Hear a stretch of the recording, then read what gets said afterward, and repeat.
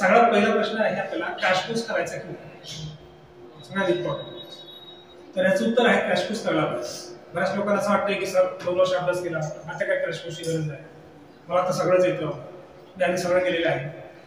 तर क्रॅश कोर्सचा फायदा कसा आहे की तुम्ही जिथे स्टँड असेल, समजा तुमचं नॉलेज 50% असेल तर क्रॅश कोर्समध्ये तुमचं ते 70% होऊन जातं. तुम्ही 60% असेल तर तुमचं ते 85 पर्यंत जाईल. ठीक आहे, तुम्ही 70 वर असाल 80 पर्यंत जाईल आणि हे 85 पर्यंत. म्हणजे तुमच्या जे नॉलेज मध्ये आहे ते भर पडेल. आणि समजा तुम्ही क्रॅश नाही केला तर काय होणार, ते रिव्हर्स मध्ये जातं. तुम्ही घरी बसून असणार, तुम्ही तुमच्या वन टाइम सुरू करता, 2-3 दिवस तुम्ही काय करता मला माहितीच पडत नाही. आता आपण जर क्लास नसतात बऱ्याच लोकांनी काय वाटलं असतं, आताच एक्झाम झाली, 2-4 दिवस सॉल्व्ह करून द्या, 2-4 दिवसानंतर अभ्यास करता. म्हणजे तुम्ही 12 दिवस कामाला लागला असता. 2-3 दिवस अभ्यास केला असता, 2-3 दिवस अभ्यास केला की लगेच आपण बोलतो काय 30 वाजता आताच तर असतं होतं.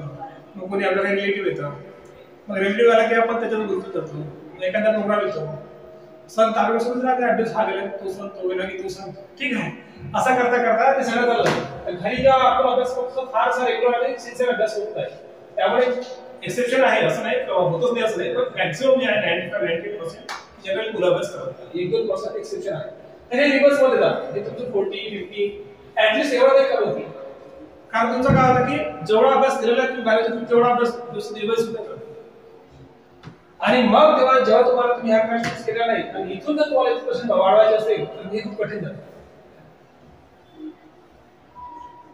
म्हणजे जे तुमच्याकडे तुम्ही अचीव्ह केलेलं ऑलरेडी तिथून तुम्ही मागे जाणार आणि पुन्हा रिपीट करणार आणि पुन्हा प्रिपरेशन, तर ते खूप कठीण जातं. म्हणून महत्वाचं काय आहे की आपल्याला कंटिन्यू राहायचं. कोणतीही जी एंट्रन्स एक्झाम आहे, एंट्रन्स एक्झामचं महत्वाचं असतं की आपल्याला कंटिन्यू मध्ये राहायचं असतं. म्हणजे प्रिपरेशन जे आहे हे कंटिन्यूअस असतं एंट्रन्स एक्झाम. म्हणजे असं नाही की मी आता 5-6 महिने अभ्यास केला, मग 2 महिने ब्रेक घेतला, मग पुन्हा अभ्यास केला, मग पुन्हा 1 महिना ब्रेक घेतला, नाही. जेव्हा एंट्रन्स एक्झामचं सगळ्यात महत्त्वाचं आहे, जोपर्यंत तुमची एक्झाम होत नाही तोपर्यंत तुम्ही कंटिन्यूअस प्रिपरेशन मध्ये पाहिजे. म्हणजे तुमची आता जोपर्यंत एक्झाम होत आहे तोपर्यंत तुम्ही कंटिन्यू प्रिपरेशन मध्ये असता. ज्यांची एक्झाम 16 तारखेला असेल ते 13 तारखेला रिलीव्ह होतील, ज्यांची 25 तारखेला एक्झाम असेल ते 22-23 ला रिलीव्ह होतील, ज्यांची 7 तारखेला एक्झाम असेल ते 3 तारखेला रिलीव्ह होतील. म्हणजे तोपर्यंत त्या रिलीज करायचं, कंटिन्यू प्रिपरेशन करायचं. ठीक आहे. एक्झाम तुमची जर एक्सटेंड झाली तर आपण आपला जो सिलेबस आहे तो एक्सटेंड करू, टाइम ड्युरेशन एक्सटेंड करू. पैसे एक्स्ट्रा घेणार नाही, फक्त आपण ड्युरेशन एक्सटेंड करणार. ठीक आहे. पहिलं महत्वाचं आहे. त्याच्यामुळे हे महत्वाचं डोक्यावर टाकून घ्या की क्रॅश करणं मस्ट. जे तुमचे फ्रेंड्स असतील खूप जवळचे, दूरचे जाऊ द्या, त्याचा फार फरक पडत नाही, ते तुमचं ऐकलं पण नाही. म्हणजे जे क्लोज फ्रेंड्स आहेत, तुम्हाला असं वाटतं त्यांनी काही लाईफमध्ये प्रोग्रेस करावं तर त्या लोकांना करणं मस्ट आहे.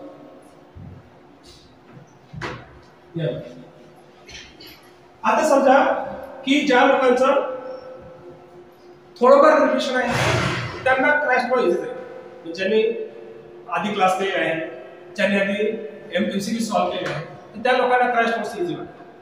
ज्या लोकांनी आधी एमसीक्यू सॉल्व्ह केली नाही त्या लोकांना थोडं टफ होतं की हे काय चाललंय, हे तर खूपच गोंधळ होतोय. हा, काहीही झालं तर तुमचं काम काय आहे, क्लासमध्ये येते आणि चेअर बसून पहिल्यांदा ऍटलीस्ट फिजिकली तरी प्रेझेंट. एक्सपेक्टेड काय, रिक्वायर्ड काय, फिजिकली आणि मेंटली दोन्ही प्रेझेंट झाला पाहिजे. पण कधी कधी काय होतं, आज माझा मूड नाही, मूड नसत तरी क्लासलाही बसायचं.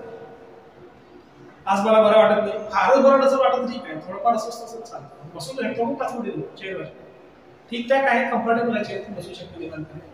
तर माझं काय म्हणणं आहे की तुम्ही मला क्लासमध्ये रोज प्रेझेंट करा. मग सर काही लोक स्टार्टिंगला येतात, सर मला PCMB करायचं आहे आणि 8 दिवसानंतर माहित पडते की तो 3 पैकी 2 बसतो. म्हणजे स्टार्टिंगला तो सांगायला येतो की सर मला फिजिक्स करायचं आहे, केमिस्ट्री करायचं आहे, मॅथ्स करायचं आहे आणि बायोलॉजी करायचं आहे, 4 मॅथ्स करायचे, तो करतो पण 3-4. 8 दिवसानंतर तो 3 बॅच करतो, 15 दिवसानंतर तो 2 बॅच, एंडिंग एंडिंगला सर एकच बॅच. तर हे नाही पाहिजे. स्टार्टिंगला आपण खूप एनर्जी घेऊन येतो की सर मला हे करायचं, मला ते करायचं आहे. जसं जसं आपण इथे बसल्यानंतर आपण डिसाईड करतो नाही बस डोक्यावरून चाललंय, जमत नाही आहे, तर आपला पहिल्यांदा एक प्रोग्राम डिसाईड करून तुम्ही PCB और PCM. ठीक आहे. बोर्डाचं काय पॅटर्न आहे, जेई वाल्यांनी काय डिसाईड केलं मला माहित नाही, पण जेईचा नेहमी थोडासा प्रॉब्लेम होतो. एक एक्झाम त्यांची डिसेंबरच्या आसपासून जाते, डिसेंबर एंडिंगला किंवा जानेवारी फर्स्ट वीकला. ठीक आहे.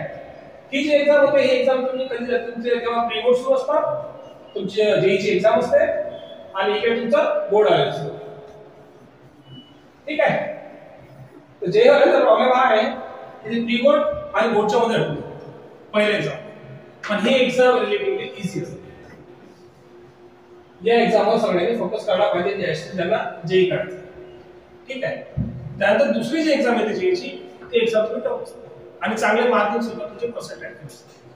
म्हणून एक्झाम फोकस करायला पाहिजे, पण प्री बोर्ड आणि बोर्डच्या मध्ये दिसून येतं. आता काय तुमचं बोर्ड झालेलं सगळं रिलॅक्स आहे. आता फक्त आपल्याला एंट्रन्सवर फोकस करायचा आहे. सगळ्यांना एंट्रन्सवर फोकस करायचं आहे. सगळ्यात पहिलं महत्त्वाचं काम तुमचं तुम्ही सगळे लेक्चर अटेंड करायचे. ऍटलीस्ट तुमचा ग्रुप निवडून घ्या, तुमचा पीसीबी आहे की पीसीएम. ठीक आहे. नीट सीईटी पीसीबी वाले आणि पीसीएम फक्त सीईटी. ठीक आहे. दुर्दैवानं आयसर इंडी याचं अजून फार क्रेज पण नाही यवतमाळमध्ये आणि त्याचं क्रॅश पण. ठीक आहे. क्रेज जर वाढला तर आयसरला भरपूर टाइम आहे आणि ज्या लोकांना पीसीएमबी करायचं आहे त्या लोकांसाठी आयसर बेस्ट. म्हणजे कसं आहे बऱ्याच वेळेस आपल्याला माहित लागतं. तर आयसर त्या लोकांना ऍडव्हान्टेज असतं की ज्या लोकांचे पीसीएमबी आहे, कारण त्याच्यामध्ये एक्झामचे रिक्वायरमेंटच आहे फिजिक्स केमिस्ट्री मॅथ्स बायोलॉजी चारही विषय पाहिजे आणि प्रत्येक विषयाचे 15 प्रश्न. तर ज्या लोकांचं जनरल लोकेशनल आहे ते ऑलरेडी सिस्टम मधून बाहेर झाले, ते लोक काढून घ्या, ते तुमच्यासोबत नाहीच आहे. लक्षात. ते पण एक चांगलं क्षेत्र आहे ज्याला नंतर काय दिसेल डिसाईड करू. पण आता तुम्हाला काय करायचं आहे तर आता तुम्ही तुमचा ग्रुप डिसाईड करू. सध्या नसेल केला तुम्ही 4 ला बसा, असं माझं मत आहे. नाही मी कोणाला नाही म्हणणार नाही, 4 लेक्चरला बसायचं त्यांनी अवश्य 4 लेक्चर, पण 3 लेक्चर तुम्हाला बसायचंच आहे आता पण आणि एंडिंग पण. ठीक आहे. नाही तर काय सर मी 8 दिवस केलं रात्री थकून गेले, जास्त दिवस आहे नाही मोजून आपल्याला किती तारखेला संपतो आपला क्लास 13 तारखेला आपला क्लास संपतो. ठीक आहे. आपण स्टार्ट करतोय 11 तारखेला, उद्या सुट्टीच आहे. 11 पासून स्टार्ट होतं, 13 तारखेला खतम होणार, 25 तारखेला हॉलिडेज आहे. ठीक आहे. आणि मध्ये संडे आहे. असं जर म्हटलं तर एक्झॅक्टली 29 ते 30 दुसरा कोर्स आहे. ठीक आहे. तर 29, 28, 29 दिवस आपण रिव्हिजन करायचं आहे. तेवढं रिव्हिजन सिन्सिअरली. ठीक आहे. इथे असते. आता क्लासमध्ये प्रेझेंट पाहिजे आणि दुसरं आवश्यक केलेलं आहे किंवा तुम्ही जर लायब्ररी जॉईन केली तर फायदा. असं कंपल्सरी नाही, पण माझं असं म्हणणं आहे की लायब्ररी जॉईन करायला पाहिजे. लायब्ररीचा फायदा काय होतो की तुम्ही इन्स्टिट्यूटला किती वाजता जायचं, क्लास कधी पण असो, इन्स्टिट्यूटला आपण 7 वाजता येऊ. 7-7:30 पर्यंत इन्स्टिट्यूटला तुम्ही नाश्ता वगैरे करून येऊ. म्हणजे बाहेरचे पण असतील त्याला इथे बाहेर खालीच नाश्ता आहे. नाश्ता केला तिकडे कॉर्नरला, तिथे जे स्कूल आहे विवेकानंद स्कूल किंवा लक्ष्मी स्कूल, तिथे खूप चांगला इडलीचा वगैरे सगळ्यांचा नाश्ता मिळतो. तर तिथे तुम्ही नाश्ता करून क्लासरूमला यायचं. क्लासरूमला यायचं. आपलं लेक्चर असेल तर लेक्चर करायचं, लेक्चर नसेल तर लायब्ररीला बसायचं, आपण अभ्यास करायचा.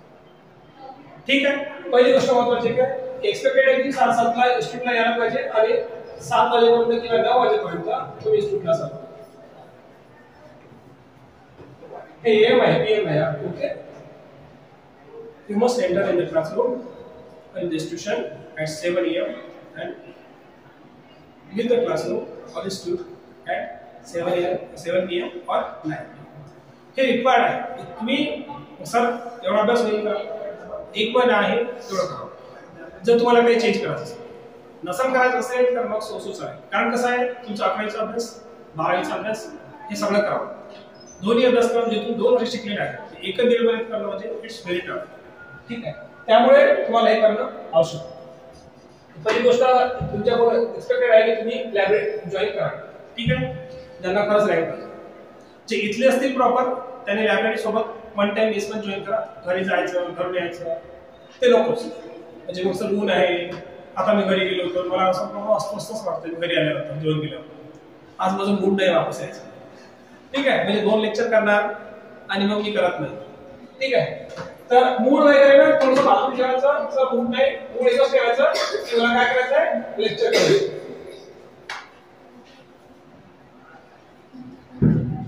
तुमचा मूड असो या नसो अभ्यास करावा लागेल.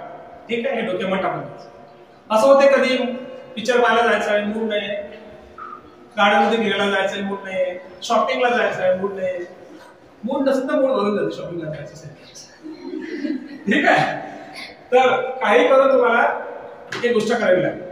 दुसरी गोष्ट म्हणजे लेक्चर्स तुम्हाला अटेंड करावे लागेल, लायब्ररी तुम्हाला जॉईन करावी. तिसरी गोष्ट, तुमच्याकडे जे बुक्स असतील ते बुक्स लिमिटेड पाहिजे. जे तुमचे बुक्स असतील इट्स मस्ट बी लिमिटेड आणि तुमचे स्वतःचे पुस्तक पाहिजे. ठीक आहे. सर याचं पुस्तक वाचायला घेतो, त्याचं पुस्तक वाचायला घेतो. नेमकं काय होतं ना, तुम्हाला केमिस्ट्री वाचायचं असतं, त्याला पण केमिस्ट्री वाचायचं असतं. ठीक आहे. तुम्हाला फिजिक्स वाचायचं असतं, त्याला फिजिक्स वाचायचं असतं. म्हणजे जो तुमचा फ्रेंड आहे त्याचं तुमच्याकडे बुक आहे होऊ शकतं सर, मॅक्सिमम टाइमला होतं. ठीक आहे. मग आपला जर मूड चालला जातो, मग जाऊ द्या वाचत नाही, मग तसंच मागे राहून जातं, ते पाहिलं होतं. तर बुक्स स्वतःचे पाहिजे आणि लिमिटेड. लिमिटेड म्हणजे सर मी मित्राचे पण पुस्तक आणले, मी स्वतःचे पण पुस्तक घेतली, माझ्या भावाने मला पुस्तक दिले होते, एवढे सारे पुस्तक नाही. एक पुस्तक सफिशियंट आहे. ठीक आहे. आणि तुमचे स्टेट बोर्डचे पुस्तक जर तुम्ही जे वाचत असतील जुने पुस्तक, म्हणजे सीट साठी तुमचे पेपर असतील, तुम्ही टार्गेटचं करताय किंवा तुम्ही याचं करताय, टाटा डायग्रामचं करताय, कशाचं करताय तुम्ही, त्याच्यानुसार तुम्ही एक बुकलेट तुमच्याकडे पाहिजे, त्याचे रिप्रेझेंटेशन असेल. आणि तुमचं स्टेट बोर्डचे पुस्तक पाहिजे. स्टेट बोर्डचे पुस्तक आहे ना, ते तर आपल्याला पाहिजे, ते मस्त. विदाउट स्टेट बोर्डचे पुस्तक होणार नाही. ठीक आहे. जसं जे लोक नीट देणार आहे, नीटच्या मुलांकडे दुसरं असले म्हणजे एनसीईआरटी पहिलं स्टेट बोर्डचे पुस्तक हे सीईटी वाल्या मुलांसाठी, सीईटीच्या मुलांसाठी तुमच्याकडे स्टेट बोर्डचे पुस्तक असले पाहिजे 11th आणि 12th. स्पेशली 12th पण 11th पण दोन्ही पाहिजे सोबत पाहिजे की तुमचे पुस्तक प्रिपेअर करता येते. आणि म्हणजे तुमच्याकडे जे एमसीक्यू बुक आहे ओके, तुम्ही जे वाचला आहे वाढीव 2 वर्षात ते, आणि नवीन तुम्हाला जे भेटणार नोट्स हे सीईटी साठी. नीटच्या मुलांनी काय करायचं आहे, नीटच्या मुलांना काय आपल्याला पाहिजे आहे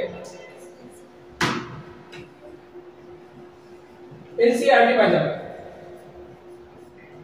ठीक आहे. त्यांनी स्टेटची पुस्तक नाही असलं चालेल. आता नोट्स आपल्याला तुमचं नाही असलं चालेल स्टेट. तुम्हाला एनसीईआरटी पुस्तक पाहिजे 11th चे आणि 12th चे. ठीक आहे. त्यानंतर तुमचं एनसीईआरटी पुस्तक मस्त आहे, सीईटी वगैरे ते तर पाहिजेच नीट वाल्यांचं. ठीक आहे. सीट वाला सीट वाला कसं चालेल, पण नीट वाल्यांकडे पाहिजेच. आणि त्यानंतर आपण इथे कॉलेजच्या नोट्स प्रोव्हाइड करू. नोट्स मध्ये आपण नोट्स देणार आहे आणि डीपीटी प्रोव्हाइड करू. ठीक आहे. ते तुम्हाला सॉल्व करायचं. पहिली गोष्ट झाली की तुम्हाला लायब्ररी जॉइन करायचं आहे. त्यानंतर झालं की तुम्हाला लेक्चरला प्रेझेंट करायचं आहे. मूळ असं तुम्हाला इथे यायचं आहे आणि ते बसवायचं. अभ्यास करायचा आज मूड नसेल तरी इथे येऊन बसायचं, क्लासमध्ये बसून राहायचं, अटेंटिव्ह राहायचं. इथे जर लायब्ररीमध्ये बसायचं नाही, मूड असेल बसायचं तरी चालेल, पण तिथे जाऊन बसून राहायचं. ठीक आहे. मी ॲनालिसिस बसून आहे आणि माझं काहीतरी सुरू आहे. ठीक आहे. पण मग सर माझं मूड नाही, मी बाहेर फिरायला गेलो, इकडे गेलो, ते करू नका. लक्षात. आता उरले की आता अभ्यास कसा करायचा. सर एवढे सारे टॉपिक आहे, कसा अभ्यास करायचा, कसं टार्गेट करायचं. बघा सीईटी ची एक्झाम आहे, सीईटी ची एक्झाम आहे त्या एक्झाम मध्ये 20% वेटेज आहे 11th चे आणि 80% जे वेटेज आहे ते 12th चे. पण नीट आणि जेईचं असं राहत नाही. नीट आणि जेई मध्ये 11th आणि 12th जे आहे ते 50%. आणि प्रॉब्लेम काय ऍक्च्युअली आपला मॅक्सिमम जे स्टुडंट आहे स्पेशली तहसील लेवलला, डिस्ट्रिक्ट लेवलला जर 2-3 स्टुडंट सोडले डिस्ट्रिक्ट लेवलचे, तर मॅक्सिमम स्टुडंट जर तुम्ही जेव्हा जाता ट्युशन्सला, ट्युशन सुरू जाते डायरेक्ट इलेक्ट्रिकचे टॉपिक ते सुरू करून टाकतात. 12वीचे टॉपिक इलेक्ट्रिक सुरू 12 पासून स्टार्ट करतात. पहिल्या पण 12 शिकवतात तर 12 लेवल करायचे. 11च्या टॉपिकला टच करतात. 11च्या टॉपिकला जर सीईटी मध्ये असेल तर फारसा फरक पडणार नाही, कारण वेटेज 20% आहे. पण जे तुम्ही नीट आणि जेईची एक्झाम देता तेव्हा 50% वेटेज 11च्या टॉपिकला आहे आणि 11च्या टॉपिक वाचलेच नाही. प्रॉब्लेम ऍक्च्युअली तुमचा पण नाही आहे, जर तुमचे इन्स्टिट्यूटचे तुमचे टीचर पाहिजे किंवा ते तिथले जे रन करतात इन्स्टिट्यूटला जे डायरेक्टर्स आहेत त्यांचं लक्ष देऊन महत्त्वाचं की करून घ्या. कारण कसं आहे, तुम्ही नुसतं आयुष अभ्यास केला 50% अभ्यासाच्या बेसवर तुम्ही किती चांगला अभ्यास केला असेल तुम्हाला खासदार किती मार्क भेटणार. नीटमध्ये जे 30 किंवा 40 टक्के त्याच्यावर भेटत असतं, कारण 50% सोडून तरी काय 50 तुम्हाला भेटणार असतं. पण आपण बघतो की आपला स्कोर खूपच कमी आहे. ठीक आहे. याच्यानंतर अजून एक लेक्चर होईल 31 तारीख. त्या लेक्चरमध्ये आपण डिसाईड करणार आहे की आपला स्कोर कसा आहे. या स्कोरच्या बेसवर आपण फर्दर आपण स्टडी कसा करणार, म्हणजे आतापर्यंत आपला स्कोर कसा येत आहे, आपण स्टडी कशी करणार. ठीक आहे. म्हणजे आपला 15 वर्ष जर्नी कसा. दुसरं आहे की तुमचा स्कोर जसा आला आहे त्याच्यानंतर मग आपण कंटिन्यू करणार आहे आपला अभ्यास की आपण ऍडमिशन घेणार म्हणजे डिग्रीला ऍडमिशन घेणार आहे की फर्दर करणार. डिग्रीला ऍडमिशन घेणार असेल तर मग कोणत्या डिग्रीसाठी घेणार आहे, मग डिग्रीसाठी घेतल्यानंतर मग कोणत्या कॉलेजला घेणार आहे, कॉलेजला घेतल्यानंतर तुमचा पेपर फॉर्म कसा भरायचा, कोणत्या जास्त इम्पॉर्टन्स आहे, म्हणजे तुम्ही नर्सिंगला करणार, फार्मसीला करणार, ऍग्री करणार, इंजिनिअरिंग करणार, मेडिकल करणार किंवा एनडीए साठी काही लोक प्रिपरेशन करताय किंवा आयएसएस साठी करणार, असं दोन्ही एक्झाम देऊ शकतो का, त्या प्रत्येक एक्झाम उत्तर आहे देऊ शकतो. पण जनरली एक ग्रुप निवडा, दोन ग्रुप नका निवडा. दोन ग्रुप मध्ये तुमचं डायव्हर्शन होतं. समजा तुमचं पीसीबी आणि पीसीएम दोन्ही करायचं आहे, त्याच्यामध्ये काय होतं की पीसीएम मध्ये जर आपण विचार केला तर 25% एका टॉपिक एका सब्जेक्टवर तुम्हाला वेळ मिळते जर तुमचं ड्युरेशन असेल तर. आणि एकच ग्रुप असेल तुमचा पीसीबी किंवा पीसीएम तर तुम्हाला एका सब्जेक्टला जे आहे ते 33% आहे. तर ते तुमच्याकडे जास्त टाइम. आता आपण आला दुसरं की आता आपण अभ्यास कसा करणार. तर आज तुम्हाला क्लासरूमला यायचं आहे. क्लासरूमला आल्यानंतर ते तुमच्याकडे एक मिनिमम टीचिंग आणि क्वेश्चन प्रॅक्टिस हे होईल. त्यानंतर तुम्हाला डीबीपी दिला जाईल, डीबीपी घरी जाऊन सॉल्व्ह करायचा. त्या डीबीपी सॉल्व्ह केल्यानंतर तुमचं थिअरी पुस्तक आहे ते वाचायचं. ते झाल्यानंतर तुम्ही दुसऱ्या दिवशी येणार, जो टॉपिक तुम्ही शिकलेला आहे तो टॉपिक तुमची टेस्ट होईल. ठीक आहे. टेस्ट झाल्यानंतर त्याचा नेक्स्ट तिसऱ्या दिवशी जे आहे त्याचा डाऊट असेल, मी जर काय डाऊट असेल तर नसेल तर इश्यू. त्याच्यानंतर दुसऱ्या दिवशी मला अभ्यास होईल सेम प्रकारचा, सेम दुसऱ्या दिवशी डीबीपी घेणार आणि दुसऱ्या दिवशी. तर अशा प्रकारे तुम्हाला कंटिन्यू चालायचं. तर तुम्हाला ब्रेक नाही. पण यामध्ये गोष्ट लक्षात घ्यायची आहे, जर समजा तुम्ही काही असे टॉपिक असतील, न्यू टॉपिक असतील, म्हणजे टॉपिक तुम्ही कधी फार असे वाचलेले नाही, की तुमच्या टीचर तुम्हाला शिकवले नाही, की तुम्ही याला आधी लक्ष केलं नाही, हे टॉपिक स्किप करा.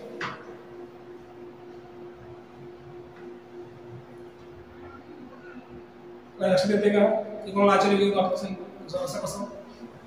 तरी बघा, तुम्ही जेव्हा अभ्यास केला असेल तेव्हा तुम्ही एक टॉपिकचं रिव्हिजन करत असेल तर तुम्ही 8-15 दिवस क्लासेस केले. 8-15 दिवस क्लास केल्यानंतर तुम्हाला घरच्या होमवर्क केलं, थोडं रीड केले, ठीक आहे, काही एमसीक्यू सॉल्व्ह केले, त्याच्यानंतर तुमचं प्रिपरेशन झालं आणि त्याच्यानंतर तुम्ही एक्झाम द्यायचं.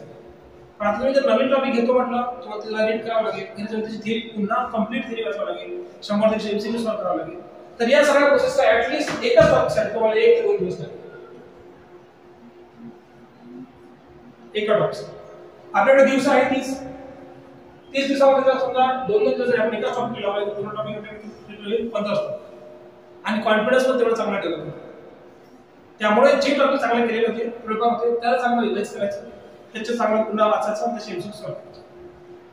आता दुसरा प्रश्न असा आहे की तुम्ही काहीच कसं वाचलं असेल मग काय ते टॉपिक रेडी करायचं. ठीक आहे. जर तुम्ही बऱ्याप्रकारे जर वाचलं असेल तर ते रेडी करा, पण ऍटलीस्ट आपल्याला 50% टॉपिक ते रेडी करायचे. इतके तर रेडीच करायचे. ठीक आहे. याच्यापेक्षा खाली तितके माझे रेडी झालेच पाहिजे, ते तुमचं महत्त्वाचं. मग त्याच्यावर जर होत असेल 70% बद्दल सिलेबस होत असेल तर तुमचे चांगले मार्क येतील. असं जरूर नाही की 100% झालं पाहिजे. आणि एक्झाम कसा आहे, यावर्षी प्रश्न विचारताय की याच्या अर्ध्या वर्षी त्याच्या अर्ध्या वर्षी असं कॉम्प्लिटली एक्झामचा न्यू प्रश्न विचारताय आणि खूपच पुढे एरिया डिफरंट आहे, समज डिफरंट आहे असं नाही.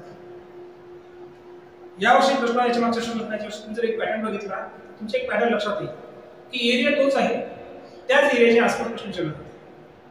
जसं तुम्ही बघितलं प्रिन्सिपल ऑफ इनहेरिटन्सवर बघितलं, त्याच्यामध्ये लॉज ऑफ मेंडेल आहे, त्याच्यावर जनरली एक प्रश्न असतो. एक्सेप्शन ऑफ मेंडेल्स लॉ त्याच्यावर एखादा प्रश्न असतो. जेनेटिक्स अँड मेंडेलियन डिसीजवर एखादा प्रश्न असतो. तर तो जो एरिया आहे तो एरिया त्या एरियाच्या आसपास प्रश्न असतो. आणि एक्सेप्शन एखाद्या वेळेस जसं पुढे प्रश्न विचारणार या एरियाच्या आसपास एक प्रश्न तर तो आपण एरिया आयडेंटिफाय करतो. कोणताच असणारा टीचर तुम्हाला हे सांगू शकणार नाही की हाच एक्झॅक्ट प्रश्न आहे, तर तुम्हाला हे नक्की सांगू शकते की सर या एरियामधून हा एरिया महत्त्वाचा आहे, हा टॉपिक महत्त्वाचा आहे, हा टॉपिक जर तुम्ही केला तर तुमच्या इथून क्वेश्चन मिळण्याचे चान्सेस आहे. हे आयडेंटिफाय सांगू शकतो. म्हणजे आपण आयडेंटिफाय करू शकतो. मी जे शिकवलं तुम्हाला आयडेंटिफाय करू शकता की जे 8 ते 9 प्रश्न असतात तर या एरियामधून बनते आणि त्याच्या बाहेर जाणार त्यापैकी 9 पैकी 8 क्वेश्चन मध्ये एक क्वेश्चन पूर्ण येतो, बाकी सेम तिथून बघा. ठीक आहे. तर सगळ्यात महत्त्वाचं तुम्ही काय करणार की जे न्यू टॉपिक आहे तर न्यू टॉपिकच्या मागे लागणार नाही. जर तुमच्याकडे वेळ नसेल तर तुम्ही काय करणार, आपले टॉपिक जर आले तिथे प्रिपरेशन केल्यानंतर घरी जाऊन टॉपिक रिवाइज केलं तर काय डीपीपी इथे सॉल्व्ह होतंय, काय प्रॅक्टिस तुम्ही घरी जाऊन करा. आजची प्रॅक्टिस आजच करायची. आजची प्रॅक्टिस आजच करायची. आता तुमची नीटची एक्झाम आहे 720 मार्काची. 720 पैकी कट ऑफ किती होता यावर्षी माहिती आहे तुम्हाला? नीटचा कट ऑफ कोणाला माहिती आहे का? एमबीबीएस नेटचा कट ऑफ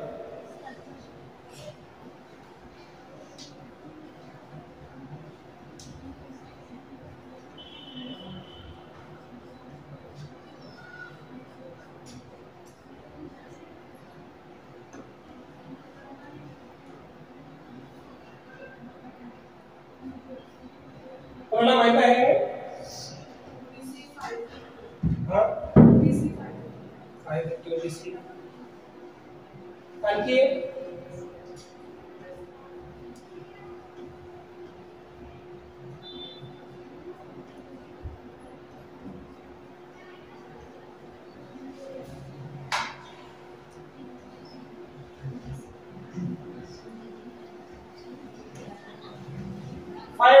च्या आसपास आहे.